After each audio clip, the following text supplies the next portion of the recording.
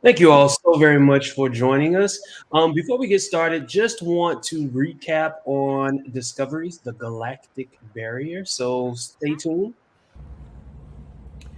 President Rillick, Admiral Vance, and Captain Burnham received notification the DMA will speed up its next move in less than 12 hours, hastening their plans. Rillick informs Vance she will lead negotiations, thus leaving the galaxy and relinquishing authority to her vice president. Angry, Book attempts to make Tarka leave, but he reminds Book of his genius and that he's needed to get through the galactic barrier and to remove the power source, especially because the mycelial network can't exist there. He tells us that only programmable antimatter can be used to get through the barrier. Commander Bryce will continue working on a way to communicate with Species 10C with Dr. Kovich. Saru gets the nerve to tell Tarina he's catching feelings. Burnham tells Rillick that her command cannot be undermined. Rillick agrees, but likewise reminds Burnham that she will have authority over diplomacy. Tarka takes Book to an Emerald Chain work camp to find some programmable matter. Here, we learn of Tarka's capture and relationship with his fellow captive, Oros. Together, they perfected the means to transport interdimensionally, needing immense power to get to Khalees. Such a beautiful mind. To get through the barrier, Discovery decides to use spatial cells that are passing through without harming the ship. Burnham and Rillick discover the DMA is going to strike Earth, Navarre, and Titan. In an attempt to maintain some control, Rillick does not want to share the information with the rest of the ship, but Burnham convinces her of the merits of letting everyone know. When attempting to use the programmable antimatter, Oros and Tarka get caught and beat until Tarka kills the guard and apologizes to Oros for initially working with the chain to try to catch him working on his project. Tarka removes their implants, but only Tarka can escape. They plan to meet again in Khalees. There were no records of Oros alive or dead. The DMA's power source, he postulates, should be enough to get him there. Rillick and Burnham bond over how they are feeling at the prospect of losing their homeworlds. But it also gives Rillick the opportunity to express to everyone the loss and pain they must all be feeling. Finally, Tarina admits Saru is a comforting presence for her. Yet more emotions expressed by a resident Vulcan. Burnham informs Rillick that 2 light years from a hyperfield is a small planet that Burnham is hoping could give them some insight to help with first contact.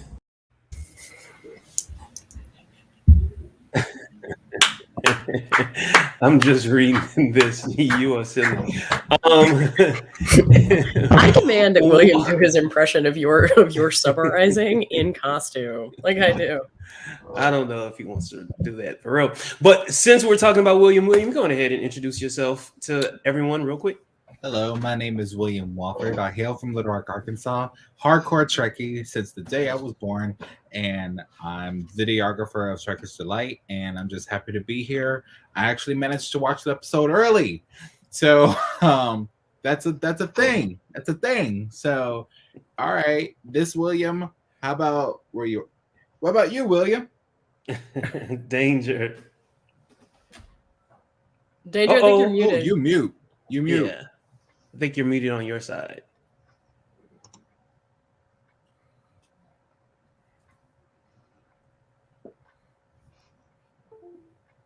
Okay, while he's doing that, Marie, can you introduce yourself to everyone? Hi, everybody. My name is Marie Brownhill, and I'm one of the main cast members at Trekker's Delight, and I also write Unimatrix 47 for Game Industry News and the Modern Gamer column there as well. Lifelong Trekkie, probably will be forever. You know, I'm raising my kids that way. And doing a wonderful job at it. Roy. Can you hear me now? Oh, yes. Yes. Danger, jump in. All right. Hi, I'm William Danger Newman from Omaha, Nebraska. Long-time Star Trek fan, and happy to be on the show tonight. Excellent. Roy.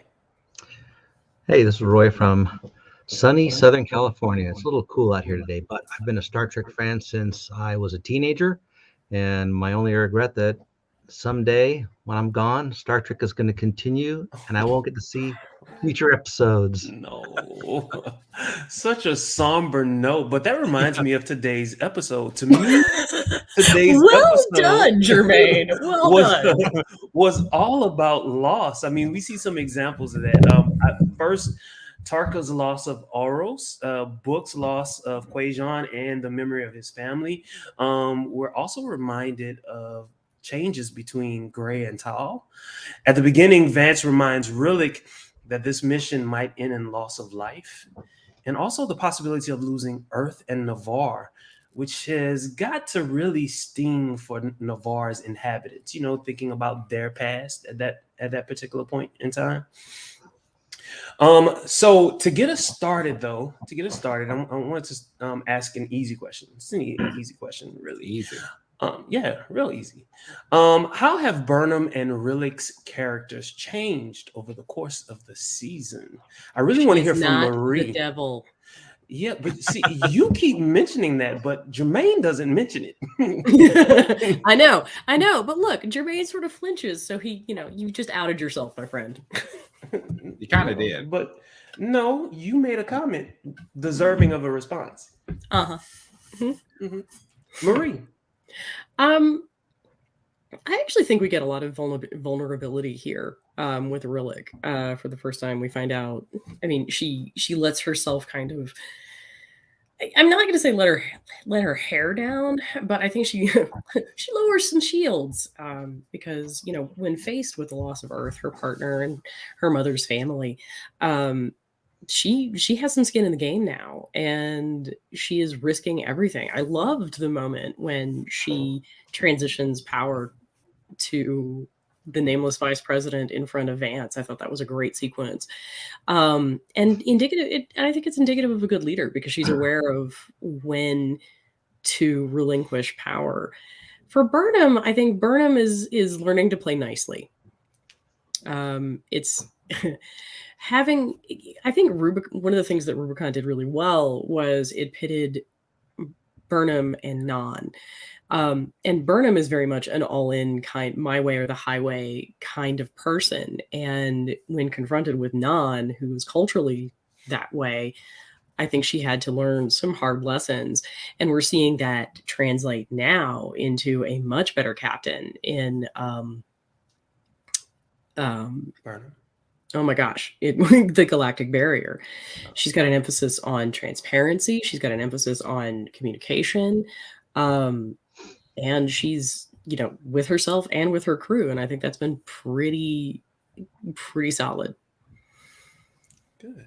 Roy. So I think their relationship started out kind of rocky. There was a lot of, mistrust and everything. And Rillick was probably like, you're not even from this century, but Burnham proved herself, and now they have a good working relationship. And they actually made a little Roddenberryism toward the end of the episode when they said, let me see, I wrote it down. If we can't communicate with each other, what chance do we have with them?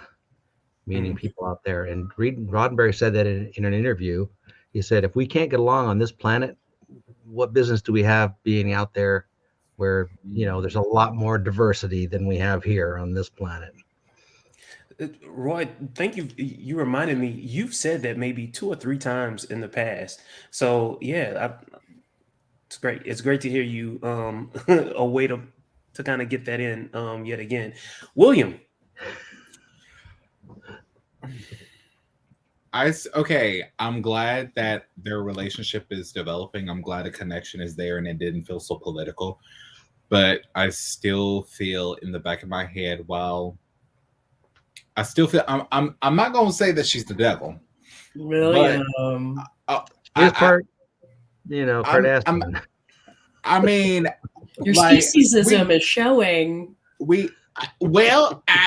If I were to use the term correctly, technically in its truest form, it's racist, but because it's an entirely different race. But that's a whole nother topic that we can get into in Black Trek. But for this, we learned that she does indeed have heritage on Earth. She has a partner on Titan or the moon. The One of moon. them. It was the The moon. moon. It was the Yeah. moon. Cool, great, but I still feel like, I mean, what president would spill all the beans and all the tea? I mean, like, honestly. But I still feel like that there's still some vital information that she is holding from Michael Burnham relating to the situation that she really needs to know. Because I'm sorry, that was too easy. That was too easy. Explain. That connection between them, I felt like it wasn't rushed, it wasn't pushed, it was very much needed. Because I mean, hell, the ship almost caught on fire. But like, honestly, I feel like that really took this as an opportunity, saying we need to get along anyway. We need to make a connection anyway. As a politician, let me stick out an olive branch to her by offering to tell the crew based on her suggestion. And like, naturally, Burnham received it by letting her do the announcement by herself, which is great. That's how diplomacy works. But at the same time, I still feel like that was too easy because there's too much buildup. And I'm not saying that she is a bad guy. I'm saying she knows something. What that is, I don't know. But Is it possible, William, that the stakes of the situation are so high that their petty issues are just that petty, and so they're ready to move on? I think there's a great visual sequence in the episode, right? When the two women are standing in front of the viewing port and they're looking at the stars at warp, knowing that they are going toward, that they're certainly in space. No human has ever been, no human / whatever Relic is, Cardassian, Bajoran, all of that has ever been. And they're faced with just the magnitude of what they're doing. And I think visually that's what the cinematography was trying to do, Jermaine, is imply that, you know, there are certain situations in which we have to pull together and work together. Yes. That message came across real clear. I believe it was genuine, and I believe it was sincere, and I believe it was well written. But Jermaine, if I may pose that same question to you, could you ask yourself that same question in reference to you constantly calling her the devil? So, what I want you to do is I want you to admit. So, how many times during this episode have I called her the devil? How many times during the last episode did I call her the devil? How many times No. Hold on now. You said I haven't called her the devil. I haven't called her the devil in quite some time. No. What happens is someone brings it up. And I just have to talk about it now. No, because you're not the only one. I need you to understand, you're not the only one. Oh, it comes up because you made such a big production out of it. You literally blew it up in the chat that day. Like, I did, because I was so emotional about it on that day. But I've since, and I've told you all. So you're saying you've evolved since then? I've told you all before. I no longer feel that way. When did you say that? Go back and look on the live. Everybody, go back and look on the live. I said it. Go back. Excuse me. Danger. How have Burnham and Rilik's characters changed over the course of the lies? The lies. We've seen them go from a stage where they don't really trust each other to, I think, a stage where they respected each other's capabilities, but still felt protective of their own domains, to what we see in this episode. And I thought it was interesting that the episode kind of started out from a point of where we left off the last time we saw both of them together on Discovery, where they were kind of, at each other's throats a little bit with the questioning. And they had a moment there in the ready room, right, where they each kind of staked out their own territories in this for this particular mission that they're on. And then once we see the commander of Starfleet, I'm drawing a blank on his name right now, Admiral Vance. Admiral Vance. Once we see Admiral Vance appear with this horrible message that the DMA is now in the Alpha Quadrant and debris from its gravitational disruption is heading towards Earth and Navarre and Titan. I think we see them realize that, they have this in common now, and that their home worlds are dramatically impacted by this. And I think it forces them to maybe reassess their positions in the overall scheme of this mission, and forces them to come to a sort of a meeting of the minds.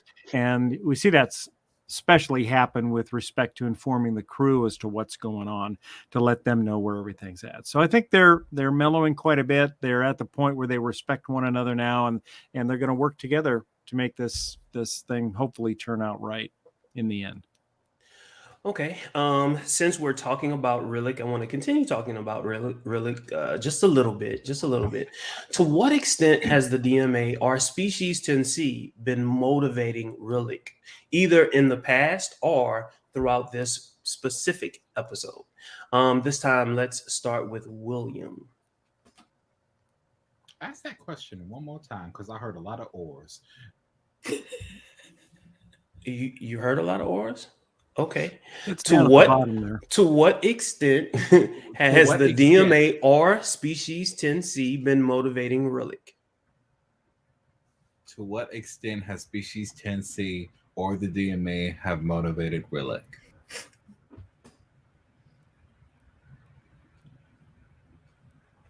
I don't. Okay. I'm going to answer this the best way I can.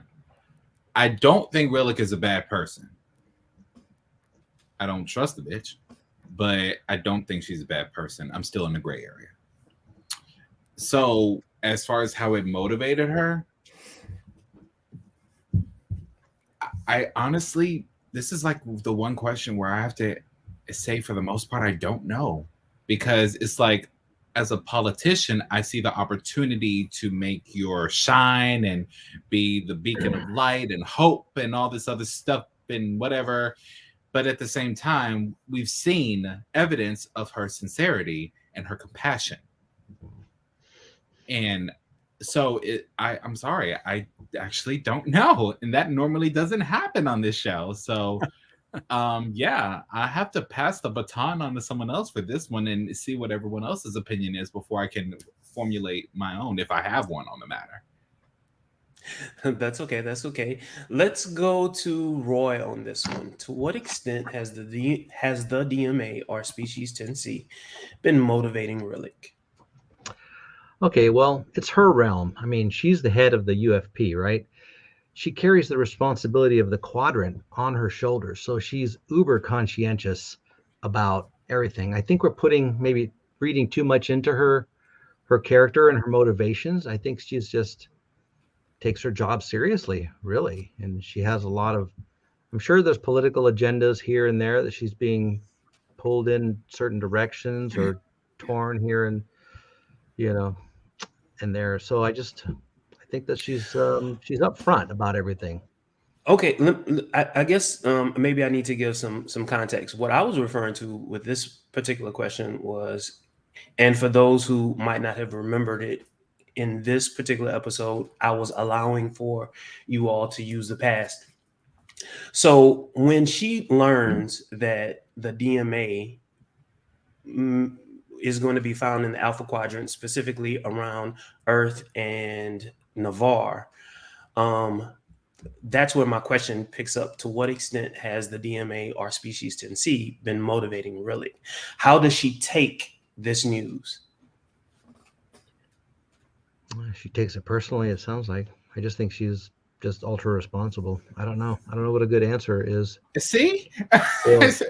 Yeah. Okay. It is kind of a difficult question to answer. Because if you actively look at what she's done, is most of what she's done has actually been in response to the existence of the DMA. That's the point of having this massive season-wide arc. As far as what her personal loss could possibly be and how motivated she is by that, are you kind of looking to discuss maybe why she wouldn't have shared that information? No, I wanted to. So okay, so I started the show off by saying that to me this show was all about loss. So we learn that there's a possibility that her partner and what did she say? Her grandmother. Her Yeah, her grandmother mother's lives on family, Earth yeah. and her partner lives on the Earth's moon. So now it would seem to me that there's some urgency. I mean, the stakes are higher, but You know, that's for everyone on the ship, though. I gotta tell Yeah. you, I actually dislike that aspect of this the most because we What? were already under a time crunch. We were already under, the stakes were already pretty high. I really don't think we needed to threaten Earth, and also it's kind of a cheap shot to threaten Navarre again because we've already destroyed Vulcan in one universe. I mean, come on, people. I mean, It's not like they're. It's not like they're fungible.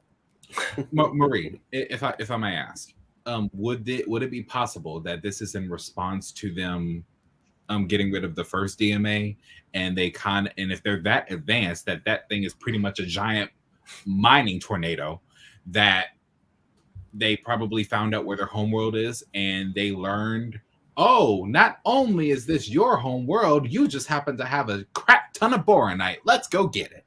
So first off, I'm feeling so many 2009 vibes off this episode. Once again, Earth and Vulcan are threatened by a mining vessel that's technologically advanced. It's literally a mining vessel. Y'all. I was just gonna my eyes kind of rolled almost to the extent that they fell out of my head on that one. I was like, come on, people. Come on. You've done this. Everything else has been fine. It's been fine. Why do we have to go back to this? Did Abrams sneak into the writer's room? Kurtzman. Yes.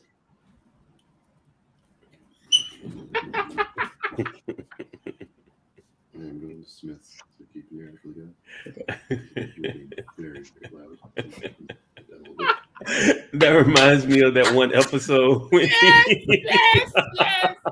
It's literally at the end of every end credit scene. You just see Robin's face, and his eyes just look like. I know, right? And clearly, he no longer has any sort of fear about interrupting now. And now he's just going to be like, "You're too loud. You're going to wake up the kids." So everybody, I have been chastised. That's the other reason why I left Earth for this broadcast. So nobody. I know. I like it. Maybe I need to start doing that. But going back to it, I get what you're saying about this whole creating urgency, but I think it's blatant. I don't think it's necessary. I think we already had enough urgency to get through the end of the season without having to threaten Earth. Because y'all, not everything has to threaten Earth. Promise. It's a good point. It's like every action movie has to threaten Los Angeles. Or Tokyo, or New York. Yeah, come on. Yeah, that's exactly kind of what I felt about it. And then then I'm sitting there like, oh my god, this is 2009, but with a black hole instead of an angry Vulcan. Sorry, Eric Bana, you're not invited back. They could have chosen any other planet, honestly. But it could have repercussions across the entire quadrant, kind of except that Earth is not significant. Ukraine. Except Earth is not part of the Federation. Remember, Earth's not part of the Federation anymore. Earth's not the heart of the Federation anymore. It's not. Earth's an independent entity. The only significance that Earth is going to have is to these people. Which would arguably have the same effect. But remember, Navarre is a member of the Federation. Yeah. Right. No, and their president. I'm not arguing that. I think, but I also think Navarre is a cheap shot. Yeah, I'm not gonna negate that, but at the same time, it happened. Wait a minute, how close is Navarre to Earth that the DMA will be going after all three? Clearly, the DMA is large. It's huge. Well, they said I know it's 5 light years across, but but they said that it's the DMA itself wasn't attacking those worlds. It was debris disturbed by the gravitational impact of the appearance of the DMA in the Alpha Quadrant that was being pushed towards those worlds. Because Okay. Navarre orbits what, 40 Eridani? Yeah, I don't know, but So basically, anyway, whatever, debris is going to when hit it them. appeared, that 5 light year radius, that giant gravitational impact of it suddenly materializing there, obviously dislodged a bunch of things from their normal orbits. So, I would expect there'd be a lot of things in the Oort cloud, for example, that would be dislodged and probably raining down towards Sol, and obviously Earth and its moon, and the same would be true of Navarre and its home sun. So, but I was going to say, with respect to Rillick and the impact that the DMA or Species 10C has had on her this season, or her motivations, I see, we've kind of seen this whole season how she's been working really hard to bring all these disparate worlds together and to maintain this coalition. And we see in the episode But to Connect, where they're all there, all these species are there, and they're debating on how they're going to resolve this crisis, right? And she mentions that she's glad that Earth is there being represented, and that she has a very personal connection to Earth and wanting them to join the Federation, right? And so I think she's got a lot of pressure, not only from the perspective of Earth, to make it look like the Federation is doing the right thing and doing the best thing and being the best possible version of itself, but also to all of the other worlds that are represented there that are not currently in the Federation. So I think there's that. And then, of course, there's the concern that the DMA could possibly affect Earth, or maybe Cardassia or Bajor, right? Because she's from all of those worlds. And so I think there's multiple layers going on with her where she's being pushed to get this resolved. And then in this episode, of course, the tension is ramped up even more for her and for the rest of the crew on the ship when they find out that this debris now is rushing towards their home worlds. So, so I think we've just seen a slow escalation of the pressure. And I would think that the pressure would already be pretty high as the lead representative of the Federation, trying to convince all these not only the member worlds, trying to keep those coalitions together, because there's obviously member worlds that are at odds with other member worlds, right? But also to try to bring in new worlds and try to build this coalition, this Federation. So, yeah, I think there's a lot going on in her world. So she's got a lot. Can I take that and run with it for a second? Yeah. Because Jermaine talks about how he sees this episode as being about loss. I don't think it is. I think it is still very much cleaving to the central theme of the season, which has been finding connection. And it's all about coalition building. It's all about cooperative problem solving. Even here, we get this idea that Tarka is. I really despise the fact that they're trying to make me sympathize with Tarka, because it's just not going to happen. You have spent an entire season to this point convincing me he is garbage. You're not going to like a sob story with a fish alien is not going to dislodge that distaste. Yeah. Like, I got this. Marie, what are you trying to Now, say? was that specious? Hold on, Marie. What are you trying to say? Walker was a great guy. I mean, come on, man. What are you Oros trying to say about looks a certain- little like an Admiral Akbar from Wish. Okay, he does. It's a But trap. you're right, Marie. And I mean, in this episode, we see the connection grow stronger between Burnham and Rillick. Mm-hmm. We see the connection growing between Saru and Tarina. Mm-hmm. We see even Book and Tarka forming a stronger connection as Book learns more of Tarka's background, whether you think it humanizes him more or not. But I think it's interesting because Yeah. at this point, like, what Tarka is theoretically looking for is to pursue connection. The problem is that his pursuit is misdirected because he's willing to sacrifice literally everybody else in order to achieve that connection. So that's the difference. Hold on a second, Marie. Hold on a second, because my next question, believe it or not, is, how has Tarka's relationship with Oros been guiding his actions thus far? Are we possibly going to war over one man's grief? Bro, I literally talked about this last week. How I would personally compare Tarka's character to Soren's from Generations. I would compare them. Yeah. Because if you experience something that gave you that much happiness and you're willing to let everyone be damned for it, then what does that say about your character? I mean, you know what? I actually like that they did this. Because it's not just, even though he's a totally different alien and we've seen relationships, inter species relationships throughout Star Trek, but these like Tarka and what's the fish head's name?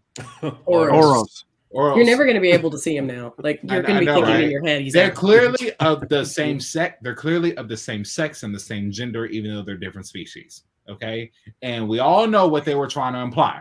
Okay, which is weird. I didn't get that from it. I got that they were close friends, scientists, colleagues, and that they had a really strong friendship relationship. Did you not see this? I mean, you know, I don't see that as necessarily a sexual thing. I don't necessarily think it's sexual. I think, you know, it's entirely possible that Tarka's on the asexual spectrum. Yeah. What we're looking at is ace representation, but that's a totally different show. That's a totally different show. Like to put it brief, he could be asexual biromantic. Like, and that's a thing where you do not necessarily have a sexual relationship, but you can convey the emotions. But that's an LGBT Trek type topic. Yeah, we are wandering. We are wandering. But coming back to the point, I actually liked that they gave Tarka this character background because, you know, in Discovery, we're past the 70s and 80s where anyone that was gay or bisexual of the time was a bad guy. Now we're in Discovery, everyone that's gay and bisexual or non-binary or whatever is a good guy or a good girl or good they. And now this time we have a bad guy who's also part of the community, which in a way it shows me, okay, this is equality right here, because it could be anybody. Like, and that's what I personally liked about it. It's like, okay, they didn't make it a big deal. Obviously, we didn't see them kiss or do anything. No. And that's good. That made it even better. I was like, good. You're not sexualizing this man. You're not sexualizing the fish over here. So I like this. I approve. Look, so Marie, there's this concept. Okay, go. So there's this concept, if you've ever read The Divine Comedy, where you end up, like where Dante assigns you, what level of hell or purgatory or even heaven, is based on your capacity and the appropriateness of your love for others, love for God, love for self, various types. And he makes a big deal out of where certain things are disordered, right? The suicides are absence of love of self, like the adulterers are too much love, physical love, like it's misdirected. And so I really sort of feel like Oros is being set up to put Tarka in a similar framework, but with respect to connection, because Oros is the first time admittedly Tarka has ever experienced a connection with another person or entity, right? He makes the comment that he's never had a friend before, and so because he's never had it, now he's holding on to it without noticing or even caring. I think he does notice, but I think he just doesn't care what he's doing to literally everyone else. I mean, I get that he's trying to spin this as a win-win to Book, but it's not. I mean, and he's smart enough to realize that it's not. That destroying this thing is only going to, anger species 10C.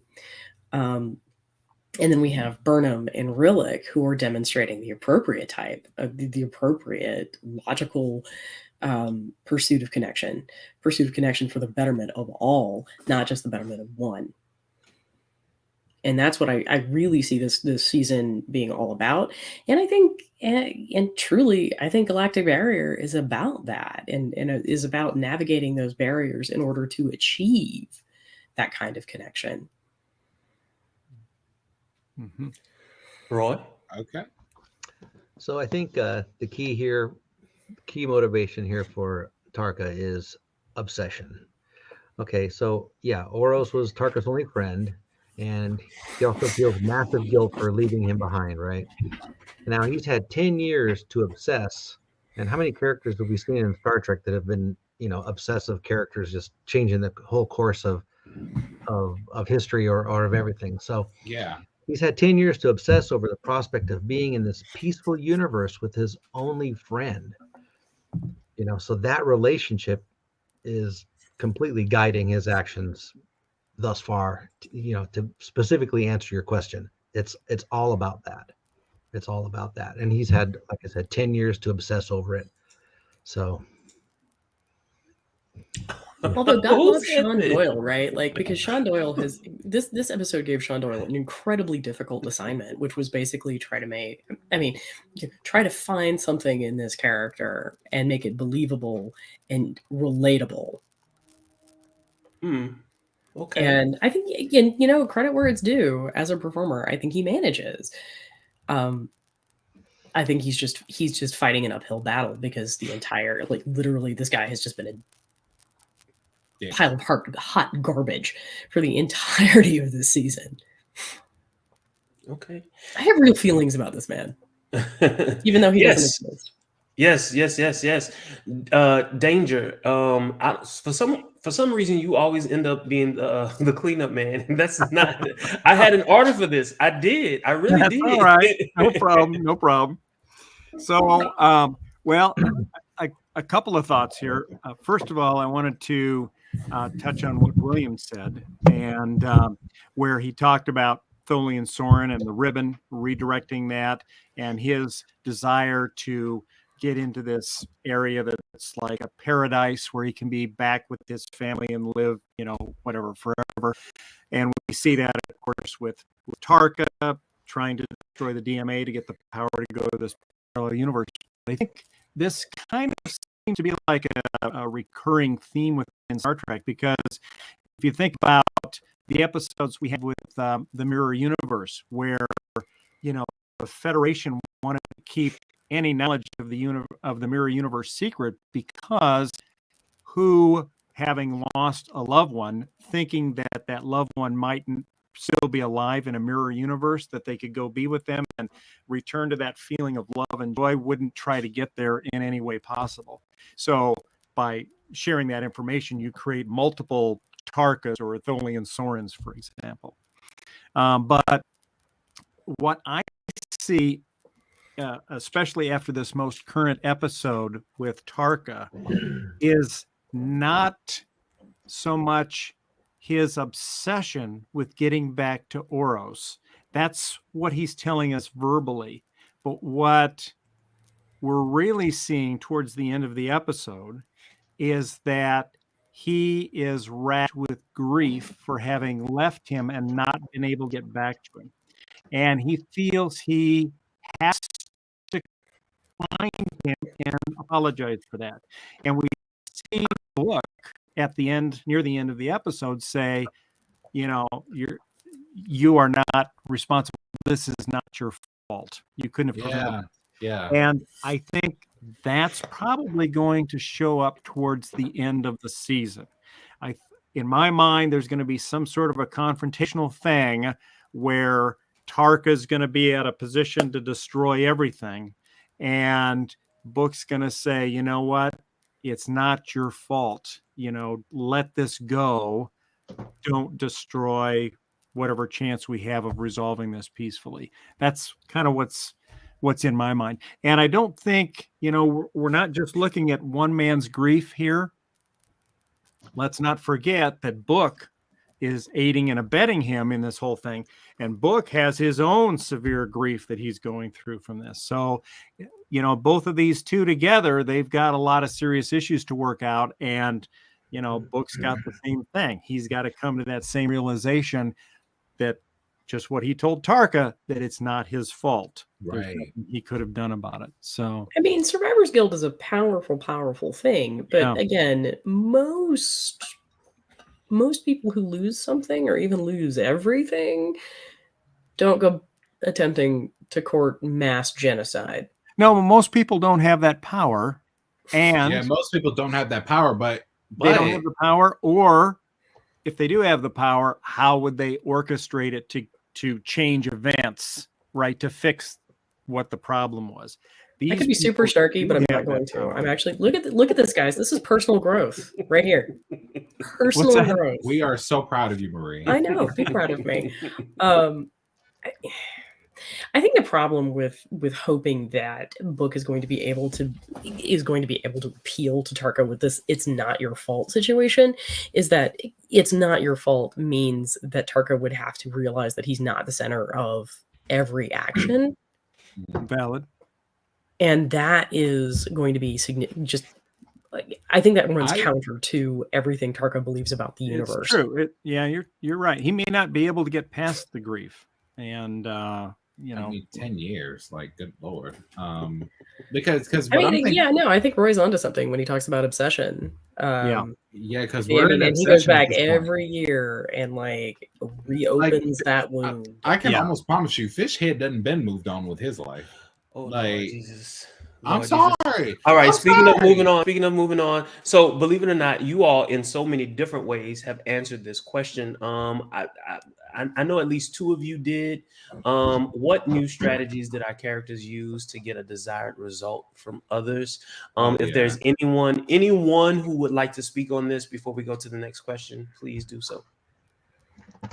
I think I already hit on that one. Yeah. I can just mostly say that it's Tarka telling his story to Book to try to get that sense of humanity and to recover from, Book's feeling that he was betrayed by Tarka's actions. So, and hopefully Book is smart enough now to have put some sort of security in place to prevent Tarka from doing what he did, right? Going back to the last episode, right. Yes. I mean, you're not wrong. Credit where credit's due. Danger's onto something there. Also, in this episode, we also saw Saru do something different. I was just going to say that. Go ahead on, Roy. Saru, with his Vulcan girly, he stepped forward and he put his heart out there, so that was his strategy. Now, Jermaine. Right. And what did Serena do? She just left him there with his ganglia dangling. Because she knew she was going to be on the ship with him. She was overcome with emotion. She was overcome with emotion. I'll talk to you later. Yeah, I gotta tell you now. I'm going. You got to keep them thirsty. My nightmares to have new fodder. Danger. Thank you for dangling ganglia. That's aces. You're welcome, Marie. Everybody, come to Trekkers Delight because we have the dangling ganglia. We have dangling ganglia here. I think she just to me that's less like a leaving him hanging and more like a deer in headlights kind of panic. Well, I'll deal with you later. I think there might be maybe just a little bit of payback there because she did invite him to have dinner, and he's like, "Well, let me think on that." Right, and she was on Navarre when she said that. Right, and so I think had I been her, I would think, well, shit, that's kind of embarrassing. But also, I think literally, he's trying to confess his love to her. Sure. While her aides are standing there and trying to negotiate, getting the representative or possibly sending her on this mission. Dude legitimately chose the worst possible moment to do that. And that's such a. It's such a. And it's I don't know if he had a lot of choice though, because they're trying to get out of there. They got less than 2 hours. His lack of choice doesn't make it any less awkward for her. I mean, here's what I love about it: the fact that even love could compromise Saru of all people. of all people, love could compromise him because baby, we It is keep us so- together. nah, It is so nice to watch this kind of charming relationship grow, like one of Saru's plants, as opposed, like, as a, you know, juxtaposed with like the dumpster fire that is whatever's going on with Book and Burnham. It's just Oh yeah, it's, that ain't gonna recover. I'm sorry. no, nah. Yeah, that So ain't it's coming back. like I'm convinced Book's going to end up dead by the end of this, and I'm really sad about that serious. because I I feel like like, I yeah, have Book is gonna get enjoyed Book as a character and what he brought to the Discovery. This kind of reminder that, you know, sometimes we got to go around the rules, yo. Is it possible for the captain of a starship to have a significant other?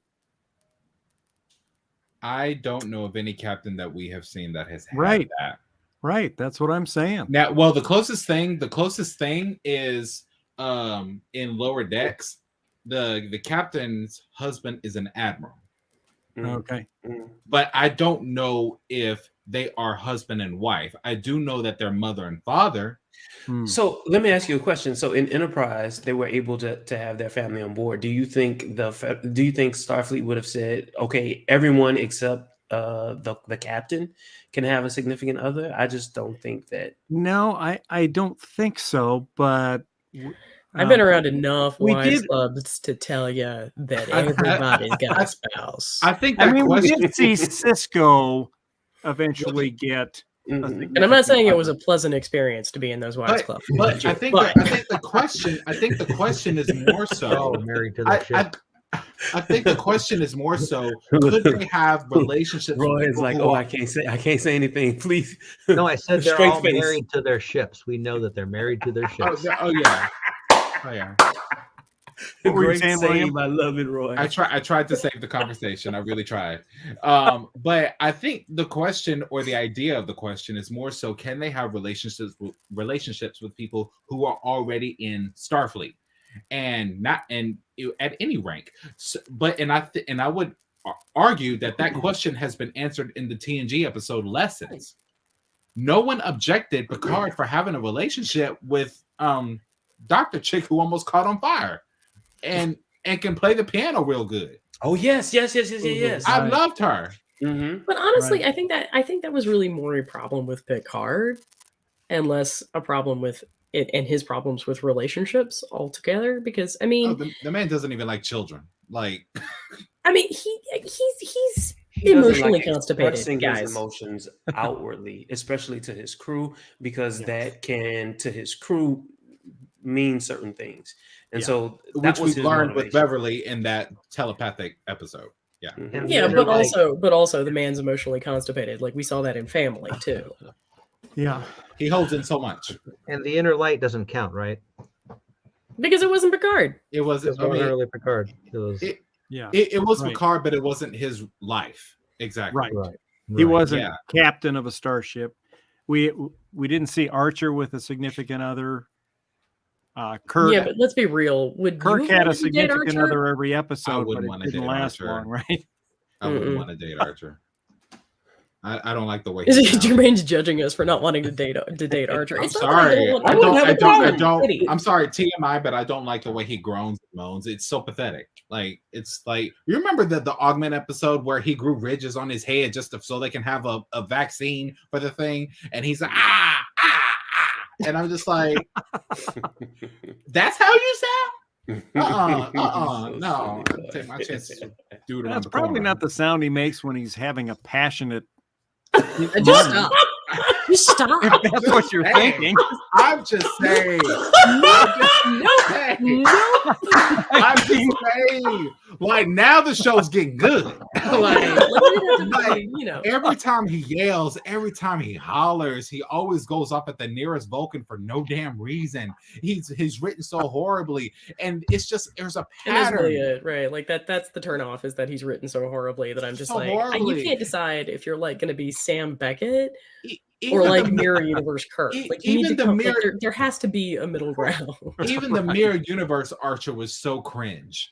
I was like, bruh, I get the Prime. I let you have the Prime, but the Mirror Universe too. At least they made Travis Mayweather look delicious. But they didn't do nothing with Archer, except as a matter of fact, they did what I probably would have done: killed him. Like bye. Like I'm sorry. I'm gonna need that again, William. He look. He was so cringe. He deserved to die. He was so full of himself. He deserved to literally drink himself to death. Then that's literally what he did. Well, to be fair, Hershey poisoned him, but speaking of death, how has Trek dealt with loss in the past, and how does it inform today's episode? Depends if it was a red shirt or not. I have a short. Yeah, I agree. I have a short answer. What you got? The major difference is past Trek shows have handled their loss in one, maybe two episodes because it was episodic.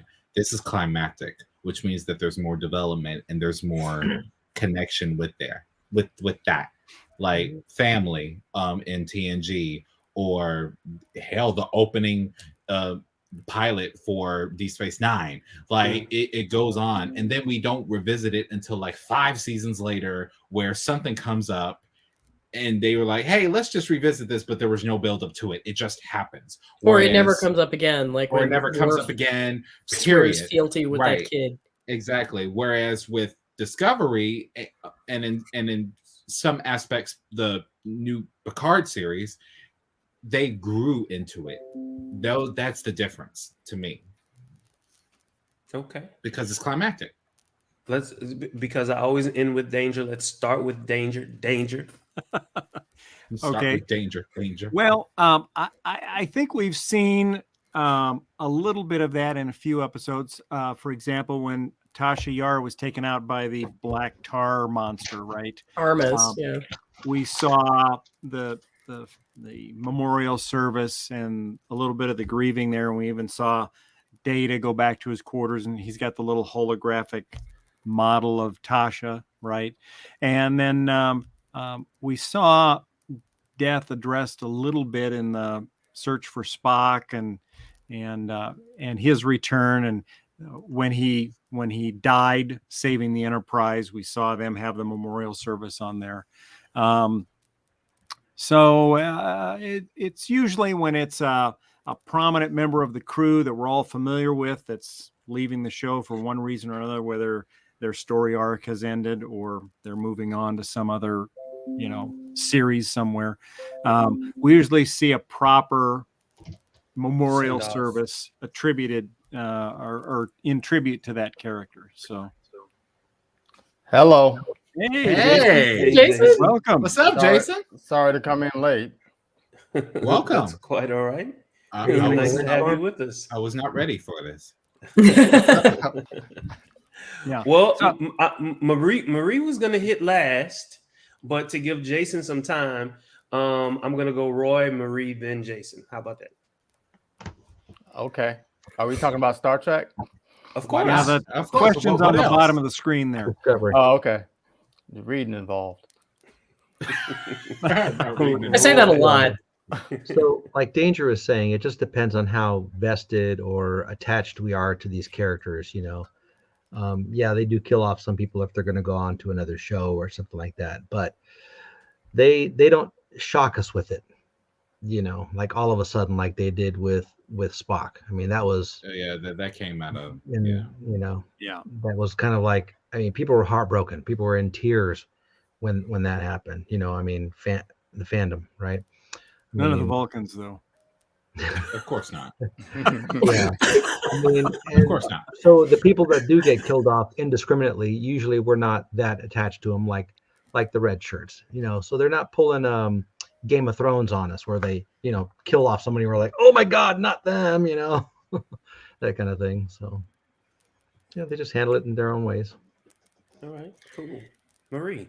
So I certainly agree, because it's been posited before that this Discovery is much more like Deep Space Nine in the sense that emotional arcs have just as much weight as plot arcs.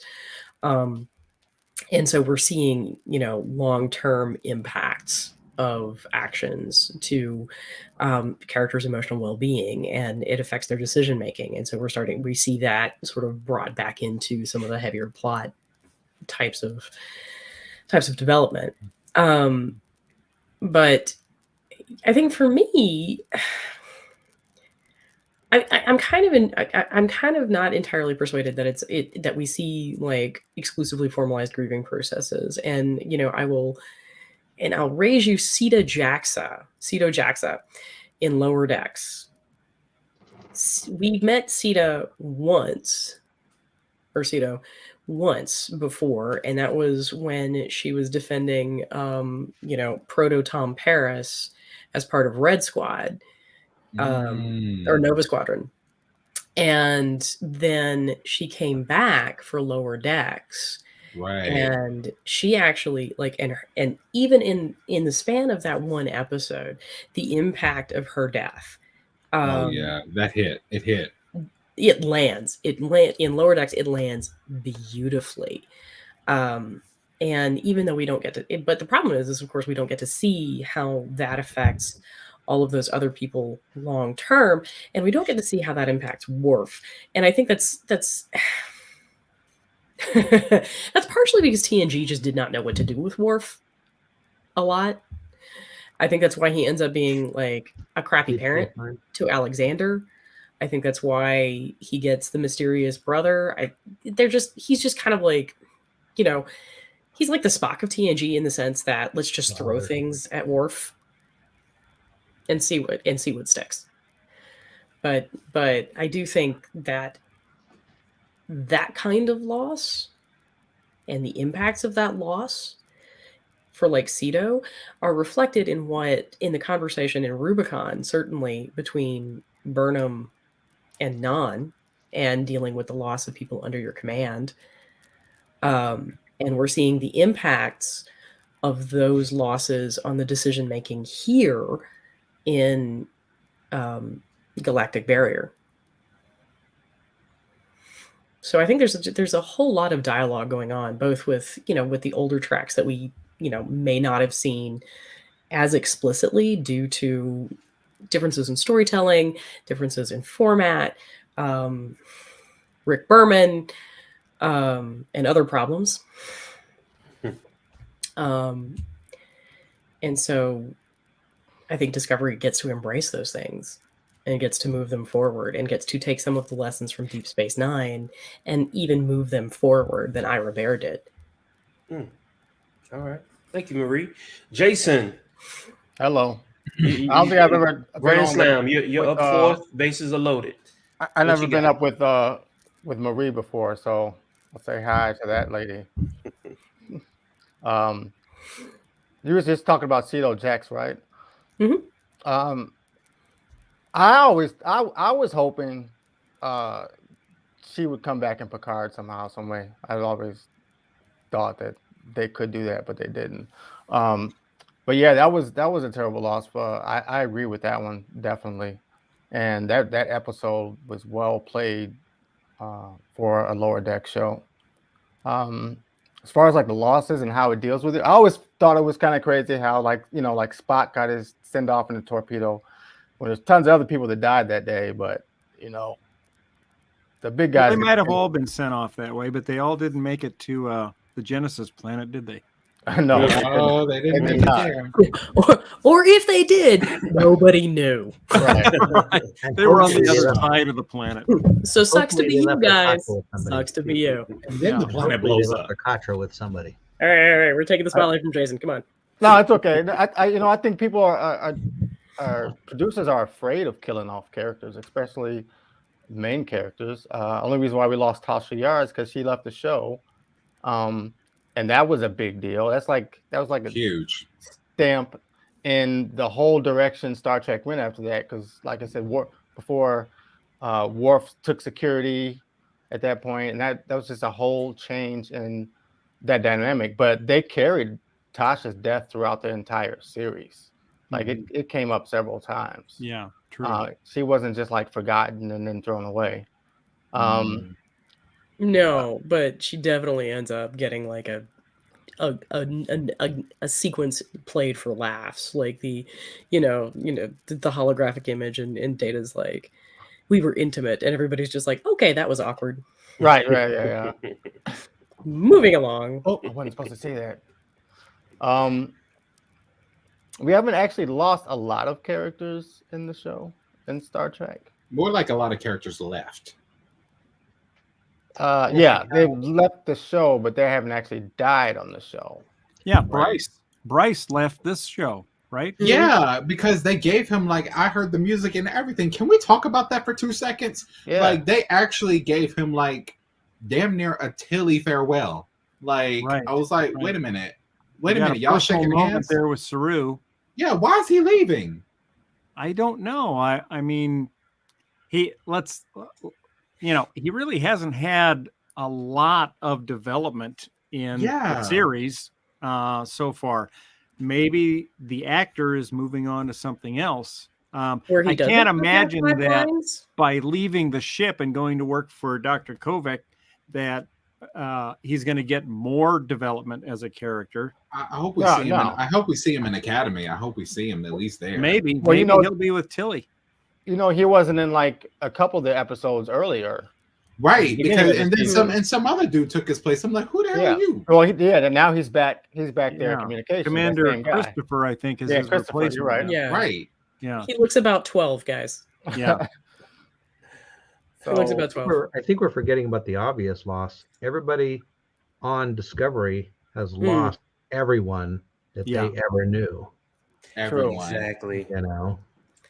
Yeah, that was why when Admiral Vance, when Admiral Vance was asking Burnham how quick the ship could be ready to go, and he said, well, she said 2 hours because people have to say their goodbyes. I'm thinking to myself, who do you say goodbye to? Right. You know, you don't know anyone. You were not alone. The new people have been there for a year, 2 years now, right? So there was that one android that died in about 2 seasons ago. Irium. Yeah. Irium, yeah. Oh, We lost her. Yeah. But the thing about that is they didn't really drive any emotional connection to her until the episode in which she died. Right. So And that was kind of that point. That She was just played for tear jerking crazy. And she's back as Nielsen anyway. Exactly. Right. She's with the weird Colonel thing that we got going on. So they brought the actress back? Yeah, they brought the actress back, but as a different not the character. Who is it? You got a screenshot of me? Blonde. I do not have a screenshot of her. What's she look like? She's the blonde that handles. She was talking tonight when they said they were ready to go, and she's the one that said she wants to go to when Burnham said he should be able to. That's the actress Miriam. Yeah. Okay, because I'm sitting here going like, okay, this is how mellowed out I am with not the lower decks crew, but like they're all senior staff, obviously, but like they're B-level crew.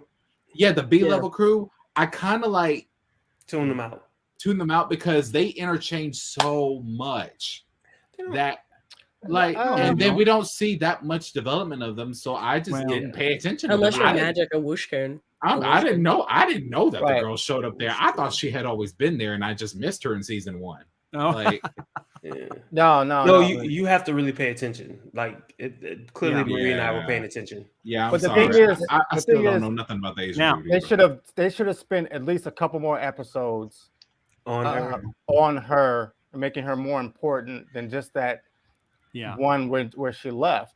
You know, exactly. So the thing about her particular character was, we knew that something was coming, but we didn't know anything about her. And oh well, whatever. You're gonna die.